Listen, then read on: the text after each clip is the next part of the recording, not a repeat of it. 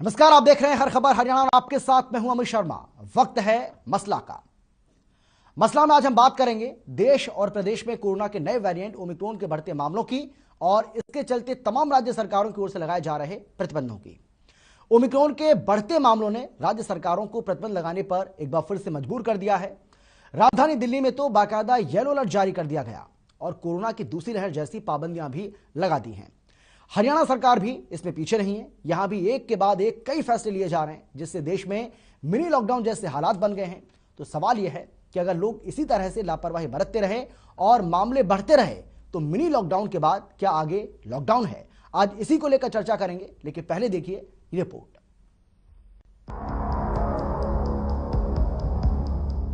बीते 2 साल से पूरी दुनिया एक महामारी के साए में जीने को मजबूर है। एक ऐसा वायरस जिसने लोगों के रहन सहन और जीवन जीने के तरीके को भी बदल कर रख दिया है। हर पल रूप बदलते इस वायरस ने इंसान को इंसान से दूर कर दिया है। हमारा देश अभी इसके साए से बाहर निकलने की कोशिश कर ही रहा था कि कोरोना के एक नए वेरिएंट ने फिर से देश में दहशत पैदा कर दी है।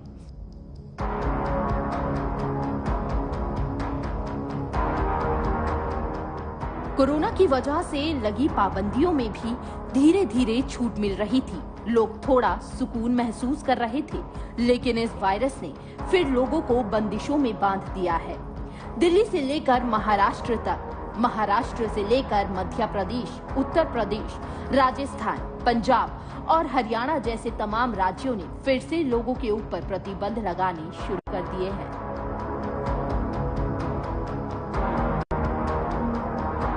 जहां दिल्ली में बाकायदा पहले जैसी बंदिशें लगाई गई हैं, वहीं हरियाणा समेत कई राज्यों ने रात 11 बजे से सुबह 5 बजे तक नाइट कर्फ्यू का ऐलान कर दिया है। इतना ही नहीं, हरियाणा सरकार ने तो 2 कदम आगे बढ़ाते हुए 1 जनवरी से कोरोना वैक्सीन की दोनों डोज न लेने वालों की पब्लिक प्लेस में एंट्री पर ही रोक लगा दी है।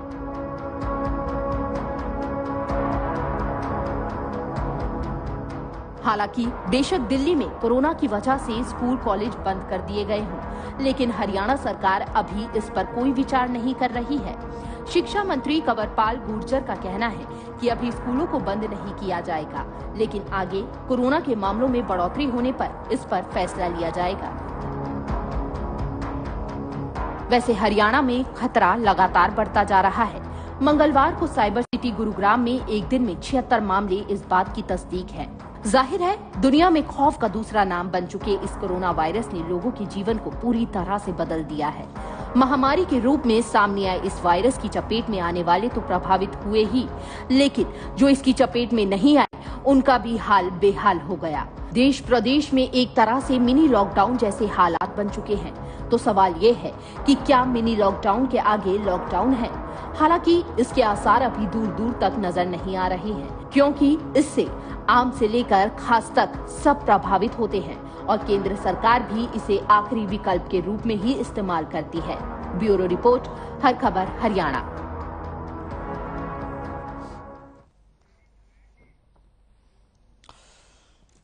तो बिल्कुल लगातार बढ़ रहे हैं ओमिक्रॉन के मामले और किस तरीके से बंदिशें लगाई जा रही हैं तमाम राज्य सरकारों की ओर से, ये हम सभी देख रहे हैं।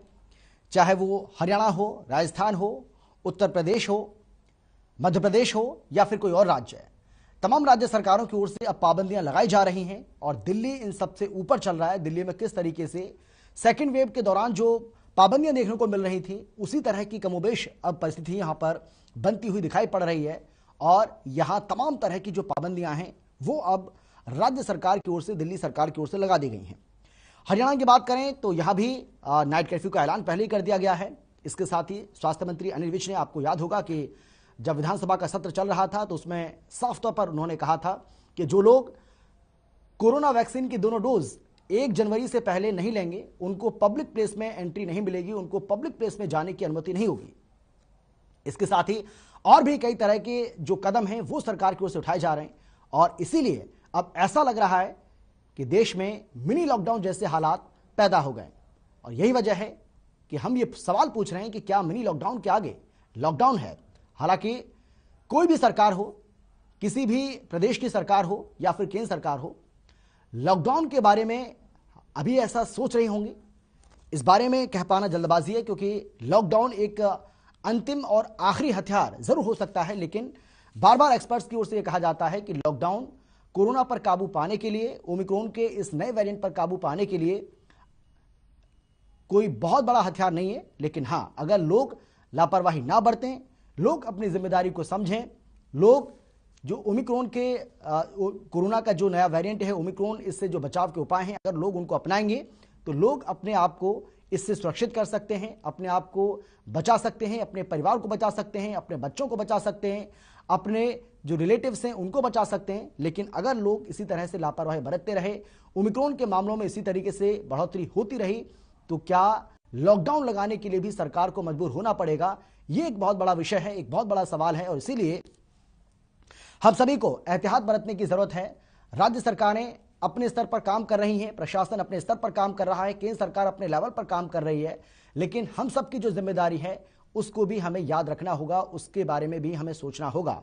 हम जब भी अपने घर से बाहर निकलें, हम अपने मुंह पर मास्क लगाएं, अपने हाथों को समय समय पर हम सैनिटाइज करें, उन हाथों को धोते रहें, और इसके साथ ही मुंह पर मास्क होना बहुत ज़्यादा ज़रूरी है। इसके अलावा आप कोरोना की दोनों खुराक, कोरोना की जो वैक्सीन है उसकी दोनों खुराक अगर आप ले लेंगे तो कहीं ना कहीं एक सुरक्षा कवच आपको ज़रूर मिल जाएगा, और इसका भी आपको बहुत ज़्यादा ध्यान रखना होगा। जिन लोगों ने पहली डोज ले ली है, अगर अब उनकी दूसरी डोज का वक्त आ चुका है तो वो उसमें देरी ना करें, वो अपनी दूसरी डोज भी लें। और अब तो बूस्टर डोज की बात भी कही जा रही है, बहुत जल्द अब जो 15 से 18 साल के बच्चे हैं अब उनको भी वैक्सीन जो है वो लगने जा रही है। 3 जनवरी से इसकी शुरुआत हो जाएगी।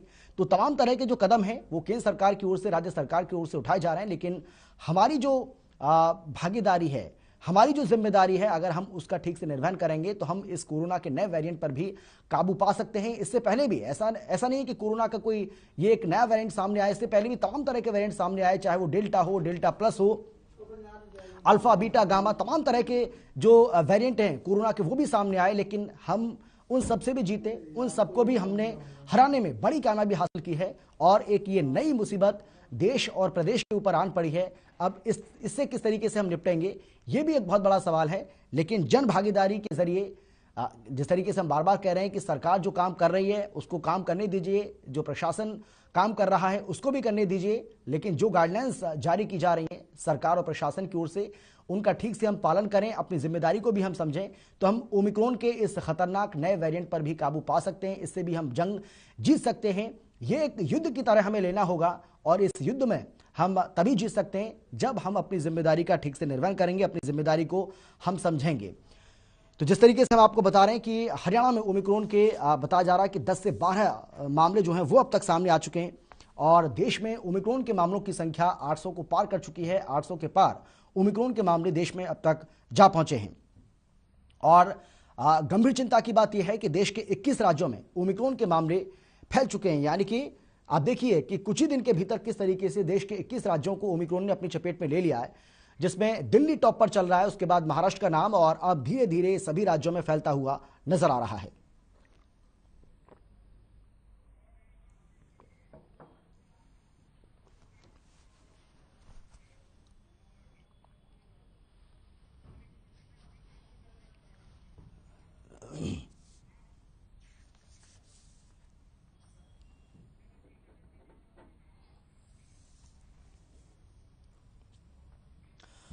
और देखिए, इस बीच एक ये बड़ी जानकारी आपको हम दे रहे हैं जो कि गुरुग्राम से आ रही है। यहाँ ओमिक्रॉन के 2 और नए मामले सामने आ गए हैं, और इसी के साथ आंकड़ा अब 3 तक जा पहुंचा है। एक 58 वर्षीय महिला और 31 वर्षीय व्यक्ति ओमिक्रॉन संक्रमित पाए गए हैं। तो गुरुग्राम में लगातार मामले बढ़ रहे हैं, और इससे पहले जिस तरीके से हम आपको बता रहे थे कि गुरुग्राम में अब तक एक मामला ओमिक्रॉन का सामने आया था, लेकिन जो अभी बड़ी जानकारी हमें मिल रही है उसके मुताबिक गुरुग्राम में अब ये आंकड़ा 3 तक जा पहुंचा है। एक 58 वर्षीय महिला और 31 वर्षीय व्यक्ति में भी ओमिक्रॉन की पुष्टि हुई है। गुरुग्राम में ओमिक्रॉन के मामलों में बढ़ोतरी, और अब ये संख्या धीरे धीरे ही सही लेकिन 3 तक जा पहुंची है।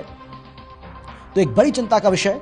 फरीदाबाद की बात करें, 4 मामले अब तक ओमिक्रॉन के सामने आ चुके हैं, जो हमारे पास जानकारी है, और बताया जा रहा है कि 12 मामले अब तक 12 मामले अब तक सामने आए थे, और अब इन 2 मामलों को और मिला दिया जाए तो पूरे हरियाणा के अंदर 14 से 15 मामले ओमिक्रॉन के अब तक सामने आ चुके हैं। तो ये गंभीर चिंता का विषय। यहाँ भी मामले लगातार बढ़ रहे हैं।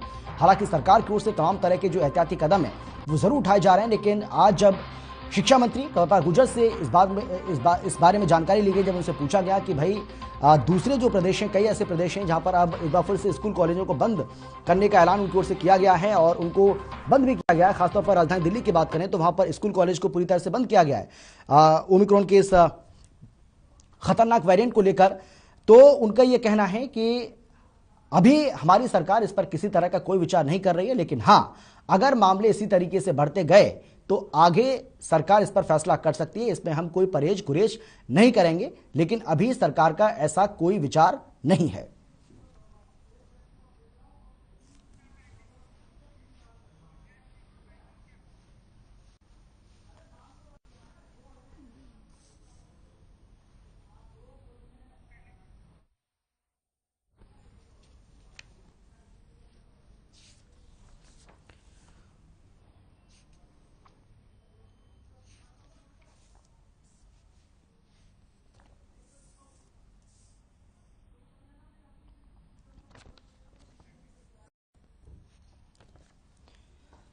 हालांकि हरियाणा सरकार की ओर से भी यह दावा किया जा रहा है कि हमारी पूरी तैयारी है। अगर ओमिक्रॉन के मामले प्रदेश में बढ़ते हैं, मामलों में लगातार बढ़ोतरी होती है, तो इसके लिए हम पूरी तरह से तैयार हैं। अभी विधानसभा का सत्र खत्म हुआ है और उसमें स्वास्थ्य मंत्री अनिल विज की ओर से बाकायदा जानकारी दी गई थी। उन्होंने बताया था कि गुरुग्राम जैसे जिले में हमने 100% टीकाकरण किया है और ये एक मील का पत्थर है। इसके साथ ही उन्होंने ये कहा था कि कोरोना से बचाव के लिए 99% स्वास्थ्य कर्मियों ने पहली और 97% लोगों ने दोनों खुराक ले ली हैं। इस बात की जानकारी विधानसभा के अंदर उन्होंने दी थी। इसके साथ ही उन्होंने ये कहा था कि जिस तरीके से ओमिक्रॉन के जो मामले हैं ये बढ़ रहे हैं, हालांकि उस वक्त एक भी मामला सामने नहीं आया था, लेकिन उसके बाद अब क्योंकि ये आंकड़ा अब 14 तक जा पहुंचा है, तो ये अपने आप में एक गंभीर चिंता का विषय कि मामलों में लगातार यहां भी अब बढ़ोतरी हो रही है। हालांकि उन्होंने ये भी कहा था कि हमारी सरकार पूरी तरह से तैयार है। उन्होंने इस बात की जानकारी भी दी थी कि किस तरीके से अस्पतालों में अब और ज़्यादा सुविधाएं हम बढ़ा रहे हैं ओमिक्रॉन के इस खतरनाक वायरस को लेकर। इसके साथ ही उन्होंने और भी कई जानकारियां विधानसभा के अंदर दी थी। तो सरकार की ओर से जो कुछ कहा जा रहा है वो तो ठीक है, वो अपनी जगह है, सरकार अपनी तैयारी कर रही है, लेकिन हमें भी एहतियात बरतना होगा, हमें भी सावधानी बरतनी होगी।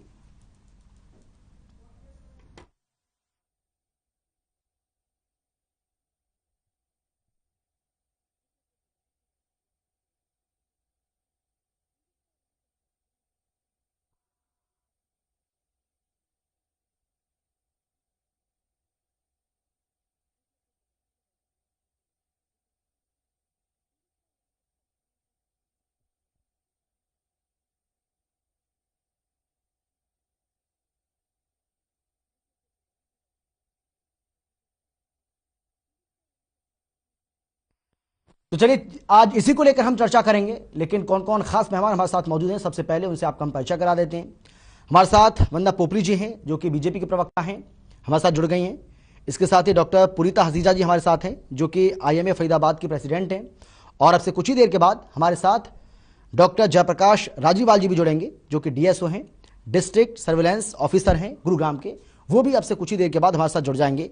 सबसे पहले मैं आपके पास आते हुए डॉक्टर पुनीता हसीजा जी, फरीदाबाद की अगर हम बात करें तो यहां भी देखिए जो हमारे पास जानकारी है उसके मुताबिक 4 मामले ओमिक्रॉन के अब तक सामने आ चुके हैं। तमाम तरह के जो एहतियाती कदम हैं वो उठाए जा रहे हैं प्रशासन की ओर से। इन सब के बावजूद भी ओमिक्रॉन के मामले लगातार बढ़ रहे हैं। चर्चा इस बात को लेकर आज हम करना चाहते हैं कि जिस तरीके से अगर हम हरियाणा की बात देखें कि वहां पर अभी ऐसी स्थिति नहीं देखने को मिल रही है, लेकिन बाकी राज्यों को अगर देखा जाए, दिल्ली ने किस तरीके से कड़े प्रतिबंध लगा दिए हैं, तो क्या यह माना जाए कि मिनी लॉकडाउन जैसे जो हालात देश के अंदर देखने को मिल रहे हैं, इसके आगे लॉकडाउन है?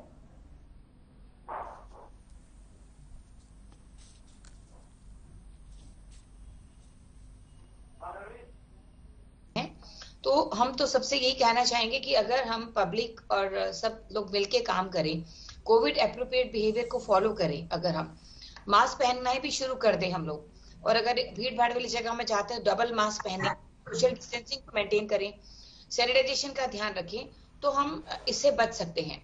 और सबसे इंपॉर्टेंट है कि वैक्सीनेशन जो हम चाह रहे हैं, जिनकी सेकेंड डोज नहीं लगी है, कुछ लोग हैं जो फर्स्ट डोज भी नहीं लगवाई है, तो वैक्सीनेशन लगवाएं, क्योंकि वैक्सीनेशन ही एकमात्र उपाय है। और अभी तक जो एट प्रेजेंट जो है, तो अगर हम ये सब फॉलो कर लेते हैं, हमारी सारी जो पब्लिक है, तो हम इसको बढ़ने से रोक सकते हैं।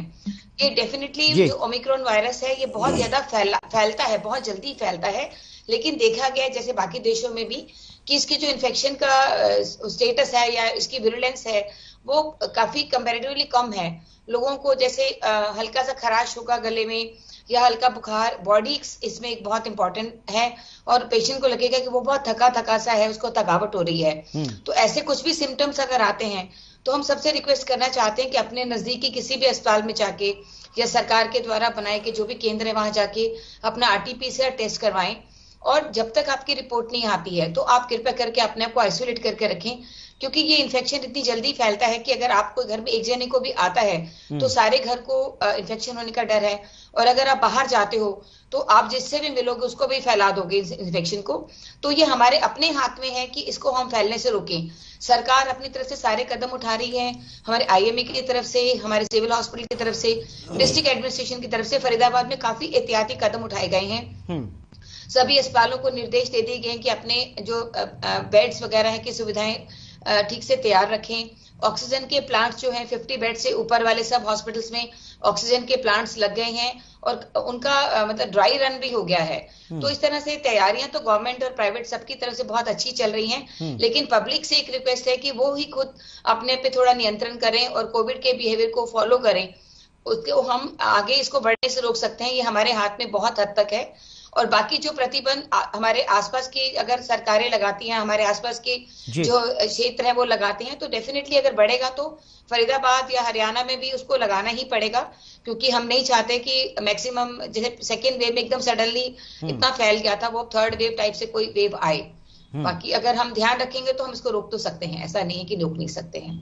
बिल्कुल ठीक है। मैं डॉक्टर पुनीता जी आपके पास लौटूंगा। वंदना पोपली जी, मैं अब आपसे जानना चाहूंगा, पहला सवाल तो मेरा आपसे यही है कि कितनी तैयार है आपकी सरकार, और दूसरा मैं इसी में एक और एड ऑन करना चाह रहा हूं। हम आपसे ये जानना चाहेंगे वंदना पोपली जी, देखिए तमाम जो राज्य सरकारें हैं अब वो कहीं ना कहीं सख्ती दिखा रही हैं, और इसका मतलब ये नहीं है कि आपकी सरकार सख्ती नहीं दिखा रही है, सख्ती आपकी सरकार भी दिखा रही है। लेकिन शिक्षा मंत्री से जब आज पूछा गया कि आप ये बताइए कि क्या स्कूल कॉलेजों को आने वाले समय में बंद करने का फैसला सरकार ले सकती है, क्या इस पर विचार कर सकती है, तो उन्होंने साफ कहा कि अभी सरकार का इस तरह का कोई विचार नहीं है। हाँ, अगर हमें जरूरत पड़ी, मामले और ज्यादा बढ़े, तो इस पर सरकार विचार कर भी सकती है। तो यानी कि ये माना जाए कि सरकार को अभी ये लग रहा है कि 12-14 मामले अब तक सामने आए, तो कोई अभी बहुत ज्यादा पैनिक होने की जरूरत नहीं है, ऐसी स्थिति नहीं बनी है कि स्कूल कॉलेजों को बंद किया जाए। अमित जी, मुझे लगता है कि पुराना दुश्मन नए रूप के से हमारे सामने आया है, और हम पुराने एक्सपीरियंस से, अपने पुराने अनुभवों से बहुत कुछ सीख रहे हैं। और ये पुराने अनुभव से सिर्फ ये नहीं कि सरकार ही सीख रही है, जनता भी बहुत कुछ सीख रही है। तो मुझे लगता है कि पैनिक फैलाने की एक स्थिति जो हमने देखी थी कि जब पैनिक फैला था और किस तरह से लोग बहुत ज्यादा परेशान हुए, बीमार हुए, और किस तरह से खबर चारों तरफ गई कि आप हॉस्पिटल्स में बेड नहीं मिल रहे हैं, जबकि बेड पर्याप्त मात्रा में थे लेकिन ऑक्सीजन नहीं आई। इस तरह की जब खबरें फैलती है तो उसका क्या असर रहता है, उस चीज को हम जानते हैं। हमारे पुराने अनुभव हैं कि पैनिक अगर फैलेगा तो क्या प्रॉब्लम हो सकती है, लेकिन इसका मतलब ये नहीं है कि हम लोग सावधान नहीं है, हम पूर्ण रूप से सावधान है। आप देखेंगे किस प्रकार से हमने एक नया डिसीजन लिया है कि जितने भी बाजार हैं या जितने भी मॉल्स हैं या जितने भी सार्वजनिक स्थान है, वहां पर जब तक आपको 1 जनवरी के वहां पे एंट्री नहीं होती, तो सबसे वो कहीं ना कहीं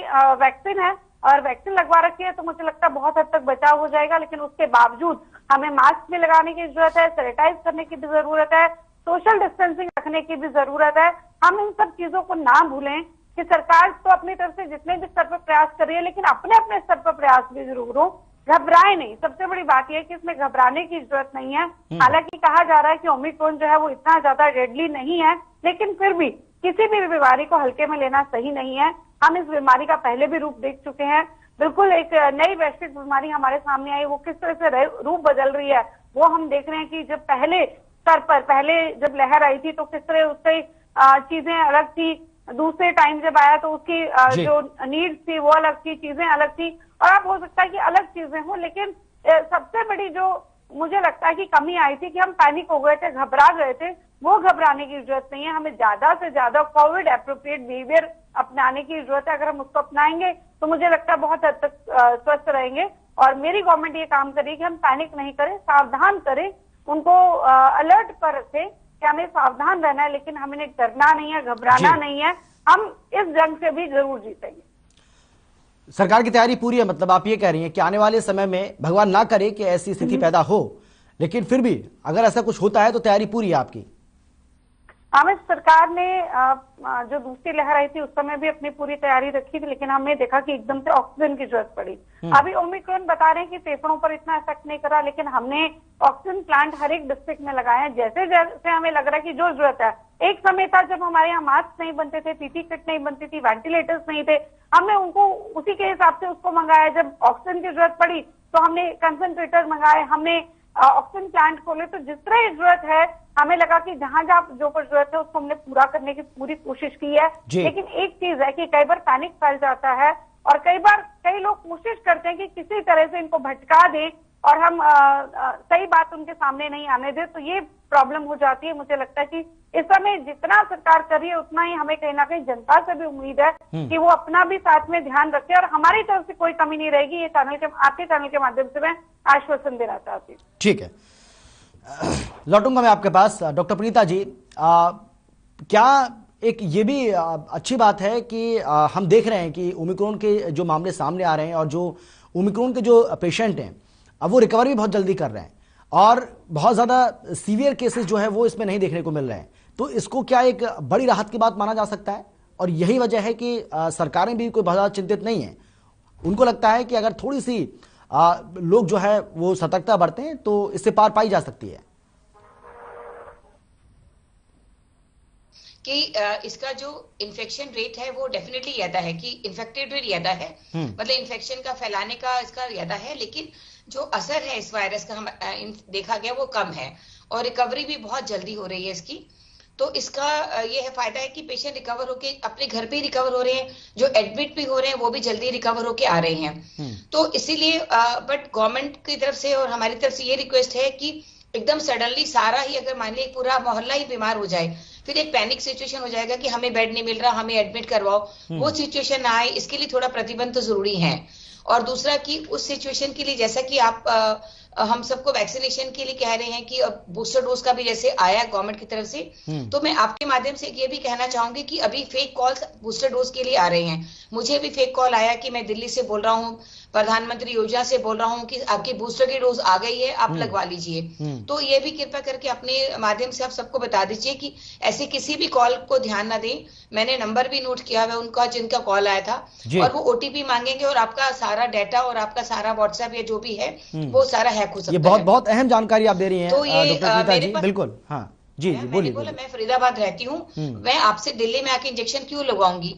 वो बोलते नहीं जी, प्रधानमंत्री योजना के अंदर हमें बुकिंग करने के लिए बोला गया। मैंने कहा नहीं, ऐसा कुछ नहीं है। तो मैंने उसको भटकाया और टोल्ड हिम कि मैं तुम्हारी कॉल नहीं उठाऊंगी और कन्वर्स नहीं करूंगी। तो एक और हम चीज आपके माध्यम से कहना चाहते हैं एज ए आईएमए प्रेसिडेंट, और नेक्स्ट मंथ से जैसे 1 जनवरी से मैं as a IMA Haryana president भी आने वाली हूँ, और हमारे साथ मैडम भी हैं, हमारे एक नेता मैडम पोपली जी हैं हमारे साथ। तो हम उनसे भी कहना चाहते हैं कि हमारे पास जैसे अब नेक्स्ट वेव आने वाली है, तो हमारे पास डॉक्टर्स की डेफिनेटली पहले से बहुत कमी है। तो हम आपके द्वारा सरकार से निवेदन करना चाहते हैं कि जो हमारे जूनियर डॉक्टर्स जिनको कल स्ट्राइक हुई और दिल्ली में उनके साथ थोड़ा सा प्रॉब्लम हुआ, तो हम चाहते हैं कि उन बच्चों की जो पीजी नीट काउंसलिंग को आप प्लीज कृपा करके जल्दी से करवाइए, कि हम जैसे एक्सपेक्ट करें कि वेव आ सकती है तो हमारे पास डॉक्टर्स होने चाहिए। अगर हमारे बच्चे सड़क पे ही रहेंगे और अपनी नीट पीजी की पूरा 1 साल निकल गया, कोई जूनियर रेजिडेंट नहीं है, तो इसके लिए भी मैं आपके माध्यम से कहना चाहूंगी मैडम, प्लीज हमारी एक रिक्वेस्ट सरकार तक पहुंचाइए कि प्लीज इनकी नीट पीजी की काउंसलिंग की डेट जल्दी निकलवाएं, ताकि हमारे पास वर्किंग हैंड्स ज्यादा हों। क्योंकि हमने देखा था तब भी हमारे डॉक्टर्स ने 48 घंटे और 50+ घंटे लगातार ड्यूटी करी थी, और अब तो डॉक्टर्स सेकंड बैच है ही नहीं हमारे पास जो आना था इस बार। तो कृपा करके ये इसके लिए भी एक तैयारी रखी जाए। बिल्कुल बिल्कुल, वंदना पोपली जी, मैं इसका जवाब भी लूंगा आपसे, और बहुत अहम सवाल यहाँ पर उठाया है डॉक्टर प्रीता जी ने, क्योंकि ये जो डॉक्टर स्ट्राइक पर हैं, जो हड़ताल कर रहे हैं बार बार, इन्हीं डॉक्टर्स की आपको जरूरत पड़ेगी अगर हालत बिगड़ते हैं तो। और ऐसे में अगर सरकार इसका समाधान नहीं निकालती है तो मुश्किलें हो सकती हैं। एक छोटे से ब्रेक के लिए हम रुक रहे हैं, ब्रेक के बाद वंदना पोपरी जी से जवाब लेते हैं।